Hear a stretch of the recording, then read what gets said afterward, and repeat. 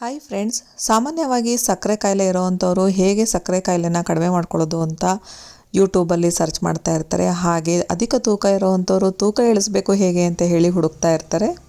ಅದಕ್ಕೆ ಇವತ್ತೊಂದು ಮನೆ ಮದ್ದನ್ನು ತಂದಿದ್ದೀನಿ. ಅದಕ್ಕೆ ಮೇನಾಗಿ ಬೇಕಾಗಿರುವಂಥದ್ದು ಬೆಂಡೆಕಾಯಿ ಒಂದು 4ರಷ್ಟು ಬೆಂಡೆಕಾಯಿ ತೊಗೊಂಡಿದ್ದೀನಿ. ಇಲ್ಲಿ ಮೇಲ್ಗಡೆ ತೊಟ್ಟಿನ ಭಾಗನ ಕಟ್ ಮಾಡ್ಕೊಳ್ತಾ ಇದ್ದೀನಿ, ಜೊತೆಗೆ ತುದಿ ಭಾಗನೂ ಕೂಡ ಕಟ್ ಮಾಡ್ಕೊಳ್ತಾ ಇದ್ದೀನಿ.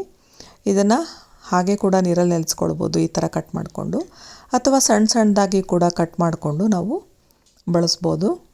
ಸಕ್ಕರೆ ಕಾಯಿಲೆನ ನಿಯಂತ್ರಣದಲ್ಲಿಡೋದಕ್ಕೆ ಇದು ತುಂಬಾ ಅದ್ಭುತವಾದಂತಹ ನೀರು ಅಂತಲೇ ಹೇಳ್ಬೋದು.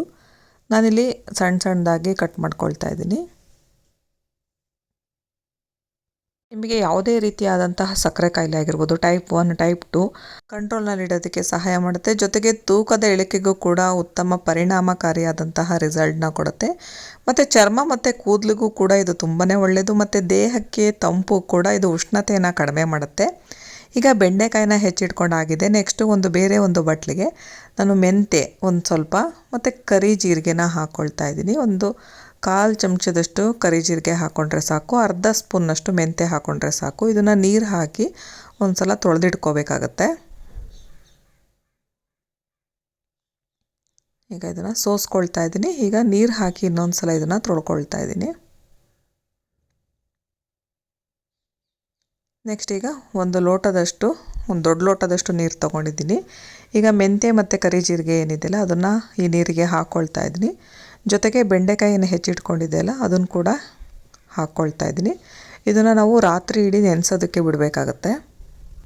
ಇದಿಷ್ಟನ್ನು ಹಾಕಿದ್ಮೇಲೆ ಒಂದು ಸಲ ಮಿಕ್ಸ್ ಮಾಡಿಕೊಂಡು ಮುಚ್ಚಿಬಿಟ್ಟು ನಾವು ರಾತ್ರಿ ಇಡೀ ನೆನೆಸ್ಬಿಟ್ಟು ಬೆಳಗ್ಗೆ ಖಾಲಿ ಹೊಟ್ಟೆಯಲ್ಲಿ ಕುಡಿಯೋದ್ರಿಂದ ಇದರ ಎಲ್ಲ ಆರೋಗ್ಯಕರ ಪ್ರಯೋಜನಗಳನ್ನು ಕೂಡ ಪಡಿಬಹುದು.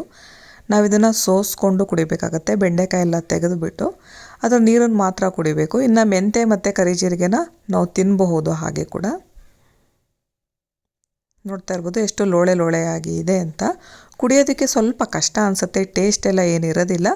ಬಟ್ ಏನಂದರೆ ನಮ್ಮ ಆರೋಗ್ಯನ ಕಾಪಾಡ್ಕೊಳ್ಬೇಕು ಅನ್ನೋದಾದರೆ ನಾವು ಈ ರೀತಿ ಮನೆಮದ್ದುಗಳನ್ನು ಮಾಡಿದಾಗ ಟೇಸ್ಟ್ ಇಲ್ಲದೇ ಇದ್ದರೂ ಕೂಡ ಆರೋಗ್ಯ ಪ್ರಯೋಜನ ಬೇಕು ಅನ್ನೋದಾದರೆ ಇದನ್ನು ಕುಡಿಲೇಬೇಕಾಗತ್ತೆ. ಈಗ ಇದನ್ನು ಸೋಸ್ಕೊಳ್ತಾ ಇದ್ದೀನಿ.